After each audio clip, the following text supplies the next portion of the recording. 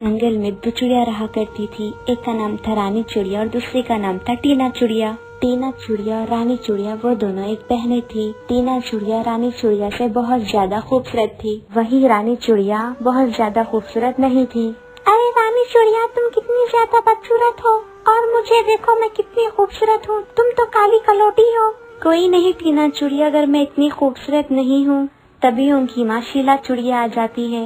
सुनो रानी चिड़िया, कल तुम्हें देखने के लिए रिश्ते वाले आएंगे। माँ, मैं रानी चिड़िया से बड़ी हूँ, चलो फिर भी कोई बात नहीं। आपको रानी चिड़िया की फिक्र होगी, कौन करेगा इस काली से शादी। टीना चिड़िया ऐसे नहीं बोलती, रानी चिड़िया तुम्हारी बहन है। अगले दिन टीना को देखने के लिए राजू चिड़िया और उसका दोस्त कालू कौवा आता है। आइए बैठिए रानी चिड़िया, जल्दी आओ, मेहमान आए हैं। रानी चिड़िया वहाँ पर आती है। राजू चिड़िया उसको देखकर बोलता है, शीला चिड़िया, मैं नहीं करूँगा इस काली से शादी, सब मेरा मजाक उड़ाएंगे। हाँ शीला चिड़िया, मेरा दोस्त किसी से कम थोड़ी है, उसे और अच्छी लड़की मिल जाएगी। आपकी बड़ी बेटी टीना चिड़िया कहाँ है? वो बहुत खूबसूरत है, आप उसकी शादी राजू से करवा दीजिए। माँ, कोई नहीं, अगर उन्हें टीना से शादी करनी है तो करवा दीजिए। अगले दिन टीना चिड़िया और राजू चिड़िया की शादी हो जाती है और टीना चिड़िया रानी चिड़िया से कहती है, देख मेरी तो शादी हो गई है, अब तो तेरी फिक्र करके तेरी शादी कैसे होगी रानी चिड़िया। उतने में राजू चिड़िया आता है। टीना चिड़िया, कहाँ थी तुम? मैं तुम्हें कितनी देर से ढूंढ रहा था। तुम हर पल मुझ पे नजर रख के क्यों बैठे रहते हो? जाओ जल्दी से मेरे लिए दाना लेकर आओ, मुझे भूख लग रही है। और बेचारा राजू चिड़िया दाने की तलाश में निकल गया। तो उसका दोस्त कालू कौवा बोला, और भाई क्या हाल है शादी के बाद तुम्हारे? यार मैं बहुत परेशान हूँ, लगता है मैंने टीना चिड़िया से शादी करके बहुत बड़ी गलती कर दी। वो खूबसूरती के आगे कुछ नहीं समझती है, उससे अच्छा होता कि मैं रानी चिड़िया से शादी कर लेता।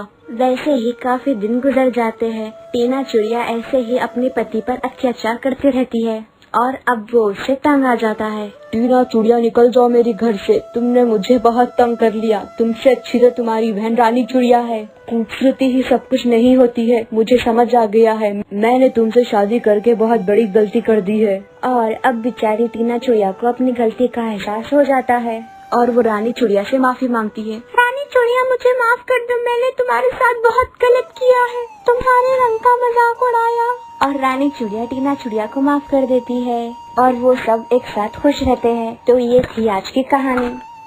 जंगल में एक पेड़ पर रानी चिड़िया का घोंसला था। एक दिन एक कौवा कहीं से उड़ता हुआ आया और चिड़िया के घोंसले के पास बैठ गया। उसने चिड़िया से प्यार भरी बातें की और दोनों में दोस्ती हो गई। उस दिन के बाद से कौवा रोज रानी चिड़िया के पास आने लगा। दोनों ढेर सारी बातें करते और रोज एक दूसरे के साथ टाइम बिताते थे। कई बार खाने की तलाश में भी साथ साथ जाते थे। एक दिन कौवा और चिड़िया खाने की तलाश में निकले। उड़ते उड़ते वो एक गांव में पहुंचे। वहां एक घर के आंगन में चटाई पर मिर्ची सूख रही थी।